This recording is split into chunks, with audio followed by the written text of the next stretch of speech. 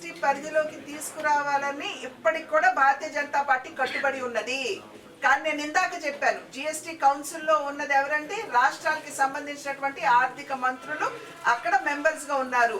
వారందరూ ఒప్పుకుంటే ఇది వీలవుతుంది, అంతేగాని ఏకపక్ష ధోరణిగా నిర్ణయం తీసుకోవడం జరగదు కదా. కనుక ఈ రాష్ట్ర ప్రభుత్వానికి సంబంధించినటువంటి ఆర్థిక మంత్రికి కూడా చెప్పండి, ఒప్పుకోమని చెప్పండి జిఎస్టి పరిలోకి తీసుకురావాలి. సమస్యల మీద గళం విప్పి పోరాటం చేస్తున్నది భారతీయ జనతా పార్టీ మాత్రమే. మద్యం కావచ్చు, నాణ్యత లేనటువంటి మద్యం కావచ్చు, భారతీయ జనతా పార్టీ దాని మీద ఆందోళన చేసింది. గ్రామాలకి రావాల్సినటువంటి నిధులు రాకపోతే దాని మీద ఆందోళన చేసింది భారతీయ జనతా పార్టీ. అక్రమంగా ఇసుక తరలింపు మీద, ఇసుక మాఫియా మీద ఆందోళన చేసింది భారతీయ జనతా పార్టీ. ఇసుక రీచులు కూడా నేను ఇక్కడ ఉన్నటువంటి నాయకులందరితో కూడా మేము వెళ్ళి సందర్శించడం జరిగింది. మేమే చెప్పాం, దగ్గర 35-40 లక్షల భవన కార్మికుల యొక్క భవిష్యత్తు ఇవాళ ఈ రకమైనటువంటి ఇసుక మాఫియా వలన ఇసుక ధర పెరిగిపోయిన నేపథ్యంలో నిర్మాణ రంగం కుదేలు పడిపోయినటువంటి సందర్భంలో 35-40 లక్షల మంది భవన నిర్మాణ కార్మికుల యొక్క కుటుంబాలు ఇవాళ బజార్ను పడ్డాయి. దానికి సమాధానం రాష్ట్ర ప్రభుత్వం చెప్పాలి.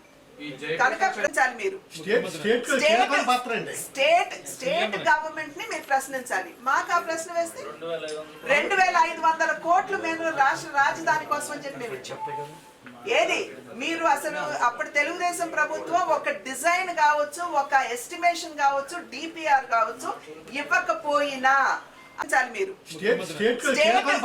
స్టేట్ గవర్నమెంట్ ని మీరు ప్రశ్నించాలి. మాకు ఆ ప్రశ్న వేస్తే 2500 కోట్లు మేము రాష్ట్ర రాజధాని కోసం అని చెప్పి మేము ఇచ్చాం.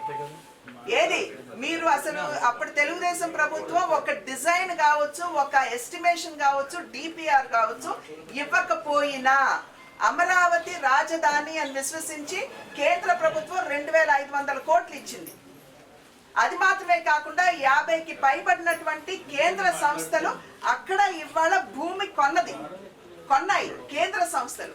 కానీ అక్కడ మౌలిక సదుపాయాలు, రోడ్లు కావచ్చు, ఎలక్ట్రిసిటీ కావచ్చు, డ్రైనేజ్ కావచ్చు ఎవరు చేయాలి?